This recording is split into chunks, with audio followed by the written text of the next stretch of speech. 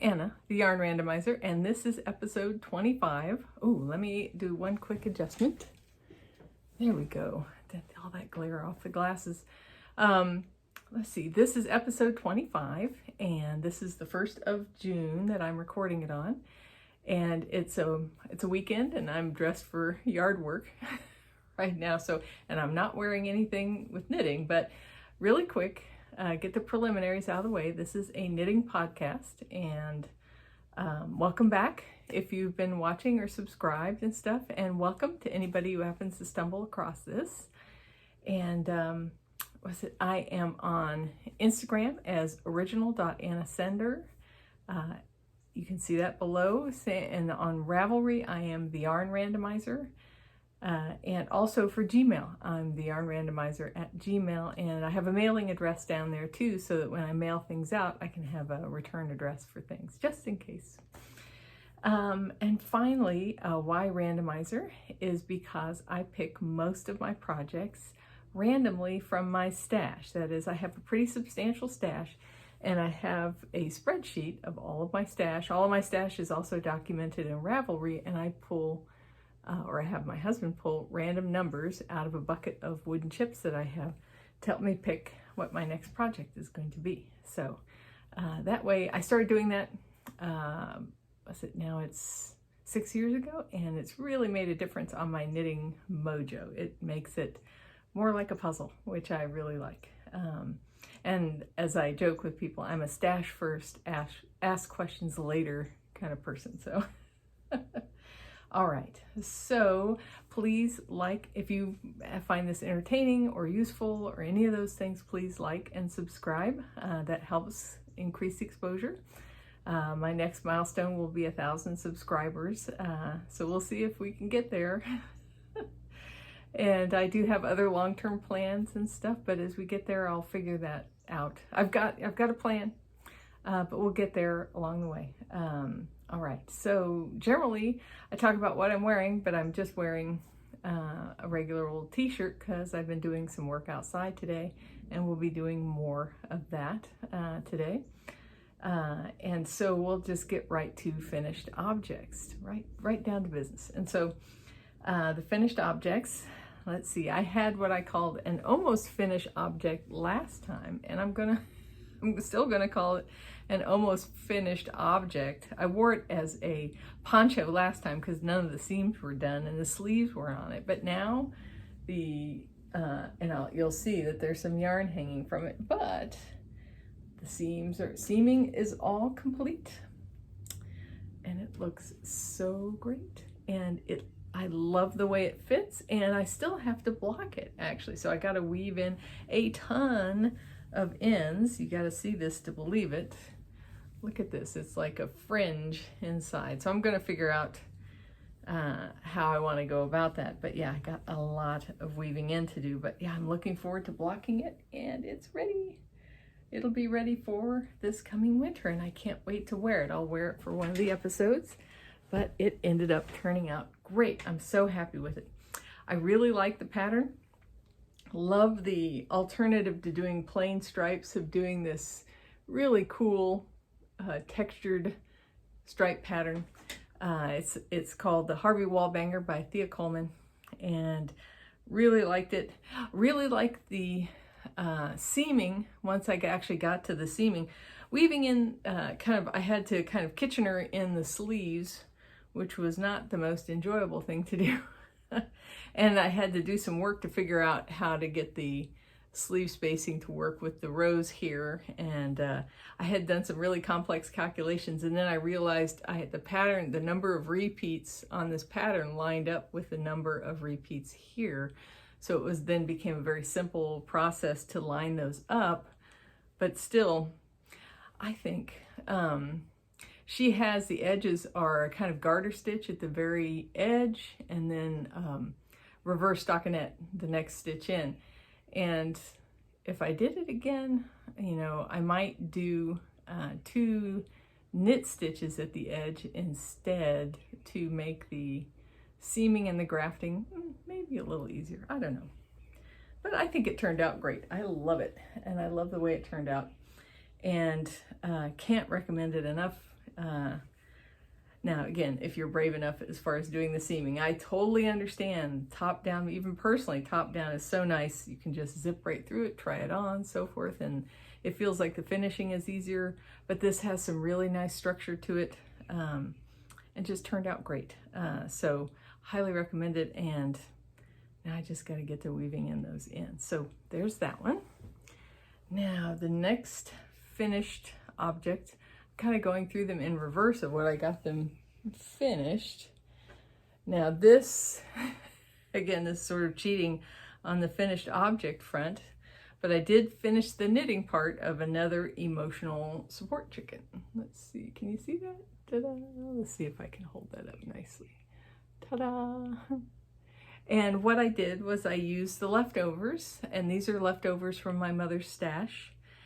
And this is an emotional support chicken for me, since it's made with my mom's stash. And so I wanted it to be 100% my mom's stash. So this is all remainders from her yarn that she had. And so even the beak, even though it's not yellow, it still, I think, it works as a beak.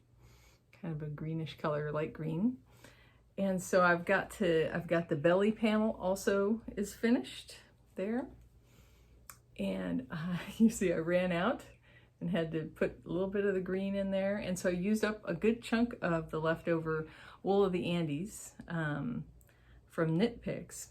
I also used this opportunity to record doing this. If you can see this, this is a 3-needle bind off of the 2 tail sections together, and I did a video example of that. I'll link that below.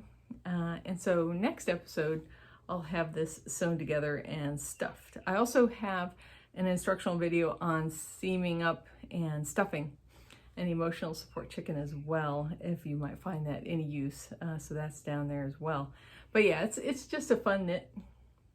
And I've got a couple more I plan to make as Christmas gifts, but this one's all mine. So yeah, so looking forward to getting that stuffed and finished. I only finished it, I think, knitting it, yeah, yesterday. All right, so another emotional support chicken. And then finally, something I had finished a little earlier in the month. And I would have sworn I had finished this for the last episode, but when I looked, I still had it listed in works in progress. So, and you will see strands hanging off of this, but this is my brioclava. Made out of drops. Let's see. Okay, yeah, sorry, I'm distracted and thinking about, each of these was a yarn, these 2 were Yarn Randomizer projects. And so actually I should have my notes here. And the Harvey Wallbanger was the 9th one for the year, and this one was the 14th one for the year. Now, I don't necessarily do them in order, because sometimes I need projects that I can take on the road, or I want, something small to work on as well. And I'll dip down into my picks for the year. So this is one of those. So this is pick number 14 for the year. And this brioclava I've made a couple of times, and I really like it. And so I had picked up some, you can see the outside there. I had picked up some drops yarn from Wool Warehouse, and I picked up their kid silk in this mist color, and here's the inside of the brioche. So I had picked up the kid silk, and I picked up their, I think it's 65% wool, 35% alpaca. What's it? Yeah, Lima is the name of the yarn. So, and that's the black. And so it knitted up really nicely, and just ended up, it'll go with my black coat really well. And so I'm looking forward to it. I'm not going to put it on right now because I'll have a bad hair day. I have some weaving in to do, but not much. And if you look, it's actually a great beginner project for brioche, except there's some, you can see there's some decreases there alongside. If you're adventurous or brave or confident and haven't tried brioche before, I think it's a reasonable project. But yeah, it works up really nice. I do something a little different at the top where he casts off these 2 edges here and then knits a straight panel and then seams those together. I do something different. I describe it in my probably my first Brio Clava project, or I treat it like the flap of a sock. So if we think about it this way, and you working a toe-up sock, this would be the way you treat the heel flap, is you combine the stitches along the edge with live stitches from this part here. And I like that finish a little bit better, and you can see it there, how it comes together. But yeah, I really like this. I've got one more set of yarn for doing one of these. We'll see when it ever comes up in the, it will eventually come up in the Yarn Randomizer. But yeah, so that is done and ready. So it looks like I've got, was it a sweater for when we get back to sweater weather again, and a nice hood for that too. Now, so that was 3 finished objects. So finished objects means I've got some other stuff started, but also I've gone back to another project that's probably, it's the oldest project in my active projects listing, and it's a motorcycle sweater for my husband. So if you haven't seen this before, I'm trying to remember when, oh, 1961. So this pattern is from 1961, and I'm making the motorcycle version, not the scooter version of it. Now, that motorcycle motif is done in intarsia, but it's got some really like little pieces and vertical lines, and just when I started working on that part of it, I realized what I needed to do was kind of, I call it blobify that pattern. So I'm doing big areas for intarsia, and then I'll come back afterwards and do some duplicate stitch for some of the finer detail. I haven't gotten to that yet. I gotta start that process, but in order to start making some real progress on this motorcycle sweater, I have cast on a sleeve. And so there's the beginning of one of the sleeves. And you'll see it's got a little bit of stranded color work there. And so here you go, you can see the back. And so that, not particularly consistent about the stranding, but I kept it one way on the way across and another way on the way back. That was one thing. There's stranding work here on the wrong side, so that was a little different. I don't know if I've done that before, but it turned out just fine. And so there's a start on that. And so I will see about getting both sleeves finished, and then work on improving the chart so that it's something that's a little more palatable when I knit the back. But I think what I may do is knit the 2 front sections after I finish the sleeves, and then come back to the back. But yeah, so that's the progress on my husband's motorcycle sweater. I would like to have that ready for him in the fall and stuff, because he's really looking forward to wearing that. So that is not a random project. That's one I picked out as a gift for my husband. Another not random project, and for anybody new here, I have this pegboard from IKEA where I keep my whips for the most part when I'm not dragging them around and working on them. I have my slip stravaganza blanket from Stephen West. And if this is the first time you're seeing this, everybody else is going to be familiar with this story probably. And I planned out doing this 86.5-inch slip stravaganza blanket from Stephen West over the course of the year, so that at the end of the year I have a complete blanket. It's requiring about 540 stitches a day or so. And so I have a spreadsheet all worked out about how much I have to do a day and everything. And so this thing is coming along fine. So you'll see it from the center all the way out to the edge. And I am on the last repeat of the bubble stitch now. So you can see I've done from white to the cotton candy to the cherry 3 times now. I'm back on the white, and that will be done in a few days, and I'll be on to the cotton candy again. But yeah, and I have to say, I really enjoyed doing this project. The amount, 540 stitches a day, you think about how many, if you have a, let's say you have 60 stitches around a sock, 10 rows will be 600 stitches. And so this is like doing less than 10 rows on a sock on a daily basis. And so it's totally doable. I will have a huge blanket by the end of the year, and I'm really loving it. And it is done in Lankava Mayaneo, which I'm probably not pronouncing correctly, but you can find that at Finished Knits. It was a reasonably priced yarn. In order to do this, requires a minimum of 16 100 gram skeins of yarn to do this blanket, and so that was a affordable way to go about doing the project. You can't imagine what it'd be over 500 bucks, you know, if you did it with hand-dyed yarn, but this made it reasonable, and I love getting to this every day. I can't wait to start the next section. It'll be interesting to see what the next section looks like. All right, so that's it for the slip extravaganza. Dropped on the floor. All right, now 2 new cast-ons, and let's see. So this was Yarn Randomizer pick number 6 for this year. I ended up different than a lot of years. I have a lot of fingering weight yarn, single skeins in my stash, and typically as I'm randomly picking from stash, there's a lot of single skeins that are picked out. But this year's been kind of odd. It's picked out like sweater quantities multiple times now, so I'm a little behind a little bit. But now, so what I started is I'll stick in a picture of it. I have a set of 5 yarns from, it was 3 Irish Girls Adorn Luxe, and it was actually a shawl set. But I've decided to squeeze it into a t-shirt, and the t-shirt I'm doing is the Anna tee. Now, I've just got to start on this with the first skein, and the picture will show the order I'm going to use the colors.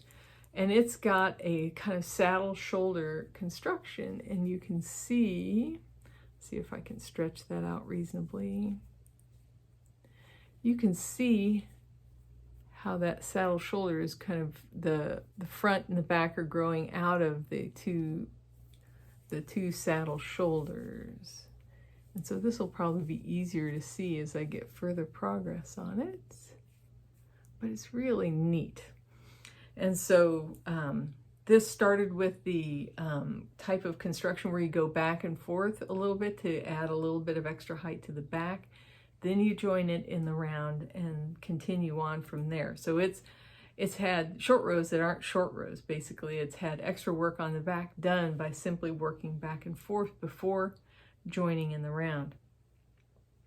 But yeah, the yarn is loving this color. Absolutely love the color. And I'm looking forward to the next color. And I was kind of a couple minds. I did a whole spreadsheet detailing out exactly how many stitches are in the entire project for the size that I'm making. And I divided that number of stitches between the 5 colors so that I would use about equal amounts of the 5 colors. Now, that means that the sections won't necessarily be the same length. I also looked at doing it so that they are, but I think if I had extra yarn, it'd be one thing, but I don't. So I just have enough to do this. So I won't do that. So I will use it the way I planned out originally, where the sections will be not the same length. But at the same time, one of the things I'm going to do is the way I transition these yarn colors with each other is I'm not going to fade them so much as just, I'm going to do a little bit of helical knitting so that they're interlaced by 4 rows basically. So I want to have it so that I've got single row stripes, so that you have 4 colors, four alternating sets of stripes of the 2 colors before you go fully to the next color. And I think that'll provide a nice kind of way of transitioning from one color to another. We'll see how it works out in reality. So I'll work up to that here soon. 5% done, a little over 5% done. So that's the Anna tee. Not too exciting to see yet. Now, the next thing that I am working on is Yarn Randomizer pick number 16. So I jumped down into the list for a smaller project again, and in this case it was socks, and this is the Curio sock. So I had some leftover Anzula Nebula yarn. That's a sock yarn with some stellina, and the Curio sock pattern uses a sport weight yarn with a fingering weight yarn to get a nice texture. And so let's see if we can show that there, hiding my face. So you see there's these slip stitch details on the front and the back, and you alternate rows with the two colors. And what I did was I followed the suggestion of several viewers. Was the funny thing about this skein of sport weight is it isn't a gradient. It's like just two different colors in the same skein. It didn't, that was hard to tell when it was in a skein, like, but when I wound it up, you could see just two colors there. And so the suggestion was to use that purple for toes, cuffs, and heels. We'll see how far it goes, but that's what I'm doing, and I think it's turning out really neat. So those have been going well. It's a really nice pattern. Andrea Mowry always has lovely patterns, and I like the detail on this. It's normally uses dyed-in-the-wool, their sport weight that varies in color over the whole skein. So you can imagine how that would work out with one that was slowly changing in color over the course of the sock. But I like this. It looks nice.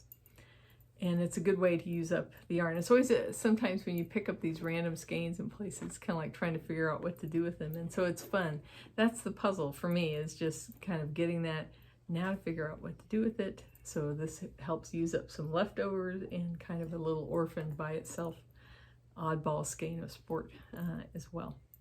So that's the Curio socks from Andrew Mowry. Everything about all the projects I'm working on is linked below. I always have a full Ravelry project that details everything about the project. And also, as we'll talk later, my queue is always updated as well. All right, so those are the works in progress. And so beyond that, we're talking about acquisitions. So I had no yarn related acquisitions this time, but I had a couple of other acquisitions, and one I'm really psyched about here. Let's see, I've got, what did I get on here? So, oh, I must have bumped into a cobweb somewhere. Ooh, because it is super sticky. Okay, yes, yeah, I did. All right, so one of the things I picked up from Fiber Hustle was a chip sack. And so this is a very box flavored shaped knitting bag. If you can call it that. You can see how it stands up on its own completely. And I love containers like this. And so you can have your yarn and everything for your project down inside. You can pull these top flaps. There's a little draw cord really in there and stuff. So it is just neat. I really like the fabric, and I just love everything about this. It's just so neat. You can find it, I'll link their site below, but they have chip baskets and chip sacks, and this is the chip sack. And I think I'll have to look. I'll document below whether this was a medium or a large, but it is just beautiful, and I love the practicality of it. I just sit it, have my stuff inside. I was doing my emotional support chicken out of this, and it was great because it had a little interior pocket for the instructions and room enough for all the random bits of yarn that I had, and I can't just love it. It's really neat.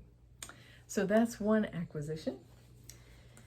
And the other one, as I've mentioned in previous episodes, I'm going to a knitting retreat in Reno for Jimmy Bean's Wool, and it's their 20th, I guess this is the 20th anniversary of them doing retreats. And so there were some requirements for some of the courses for materials to bring. And so one of the things that they asked for was size 5, 16-inch circulars. Now, typically my collection is, I have, you can see up there, I have a bunch of interchangeables of a variety of sizes, and then for smaller sizes from I think 000, well 000 and 00, I just have a 24-inch single, maybe even longer than that. But from 0 up, I have 2 ChowGoo needles of 24-inch, so I can do, basically my preference is more than magic loop. I like doing 2 circulars. That's my preference. And so I have that, and I used to just limit it only was the smaller sizes, but I've actually taken that all the way up to size 8. So I have pairs of circulars all the way up to size 8. Well, in this course, there's going to be some stranded color work being done in the round, and she wanted a 16-inch size 5. Well, so what I did was I picked up a 16-inch size 6, because whatever's being done, I at least need one size larger because I am a tight knitter. And so I picked up a pair of ChowGoos, and I do get the knit red versus the red lace because I do prefer the blunter tip. Sorry, that was a dog alert. And there was nothing that I could see outside, so just let him know it's okay, things are okay. And so Odo's fine. It's funny, I don't know if you guys want to hear about this. Oh, things are falling down here. He actually tore the human equivalent of an ACL in one of his back legs, or the canine cruciate ligament. And so he has to have surgery. And it'll be later this month when he has it. And so he's favoring one of his legs right now. But yeah, poor guy. But yeah, that'll happen later this month. Okay, back to Aquisitions. So I got these, and again, I prefer the blunter tips to the lace tips, and so I tend to pick those up. I think I'm in the vast minority on that front. But yeah, so I got that. And so those were my only 2 acquisitions. And so now as I look, and when I look over here, I'm looking at my notes. So stash management, I haven't acquired any yarn, and actually in finishing projects, I am up to 2,500 yards of yarn budget. So my rule is that twice as much yarn has to go out as comes in.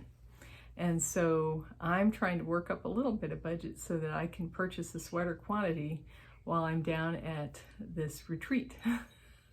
So I'm getting there. I'm getting some stuff done. So hopefully, I don't know, I have to leave for the retreat on the 5th. So I don't know how much more I'm going to get done in the next 4 days, but I'm working on it. I also have to get stuff done at work before I go.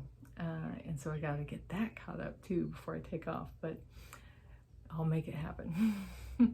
All right, so stash management is not an issue, but even though I am not in the red on stash management, I did want to give away a skein of yarn. So if you've made it this far, you're going to hear about what's being given away. Now, this is a beautiful blue yarn from an Ohio dyer. Hannah made it. And this yarn color is called Something Blue. And so it is a fingering weight yarn, and it is, if I can read this, 85% merino, 15% nylon, 435 yards. So I think it would be perfect for a set of socks, or it would probably make a beautiful shawl as well.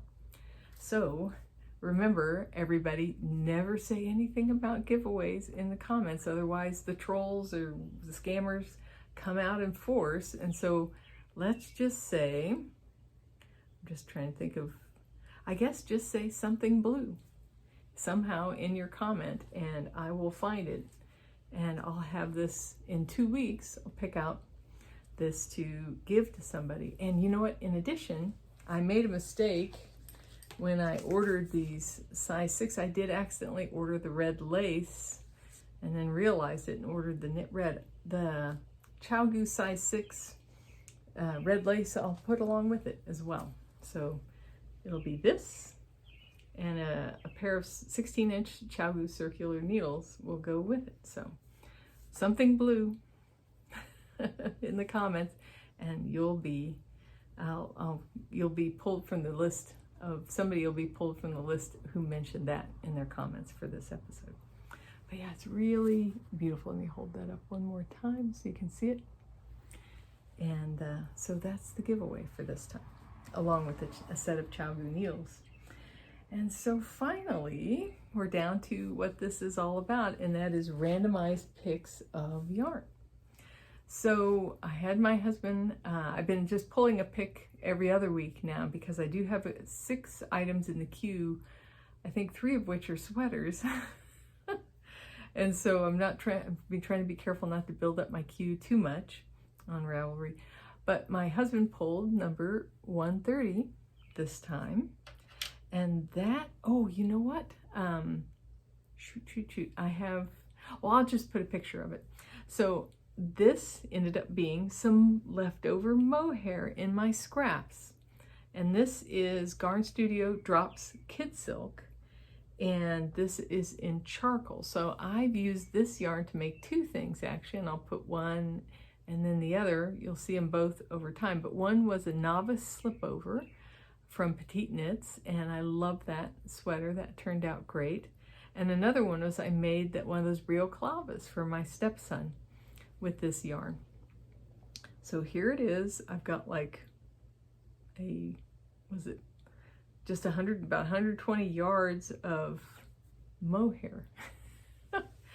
So I was looking at this and I'm looking through patterns. I have a search, I'll link it below, but I have a search on Ravelry that looks for patterns that combine mohair with other yarns, so I can kind of browse through those patterns. So I'll provide that link before, but it's one of the things. So I looked through there for patterns that would use this amount of yardage with something else, and you know, it wasn't a ton of things. You know, there were some fingerless mitts, maybe, and you know, a few other things, but I just kept looking, and then finally I decided to look and just see what there was to be done with lace weight yarn of about this amount that could be done out there, and I found something kind of interesting. And this will hark back to I did a washcloth with some leftovers earlier this year, the pie cloth.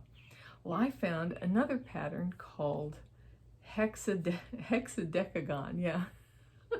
And it basically just makes a kind of a lace circular piece, decorative piece. And what folks do is they put that on a metal hoop and stuff. And so then you can hang it up. And I'm thinking it'll look good hung up back there or somewhere else in the house. And I know mohair probably was not the intent. It'll be interesting. So this is going to be an experiment, but I am going to try knitting that circular lace piece, decorative lace piece, with this mohair on size, it calls her 0, so that means I'll be using size 1 most likely, and so we'll see. So it's just an experiment, but something unusual to do with the yarn. So that's what's going to happen with this. And with that, that's everything. So I hope you're enjoying the weather, whether you're now getting into winter or you're up here in the northern hemisphere enjoying the summer. It definitely feels like summer, although we've had cold nights, a couple of nights now, which was actually very nice. And I live out here in the country, and I can see farmers who didn't get stuff in right away are still trying to do, and they're also fertilizing their fields out there. I live next to 2 large farm fields out here. 2 farm fields and a horse ranch and a single neighbor over that way, diagonally over that way. But yeah, so other than that, let me know if you have any questions. I hope the emotional support chicken videos are useful. I'm trying to think if I ended up doing, well, we'll see what I end up putting up for the picture. I always try to find a good still for the episode. But other than that, I hope you're taking care of yourself and putting more kindness out into the world. And additionally, I hope you are enjoying your knits.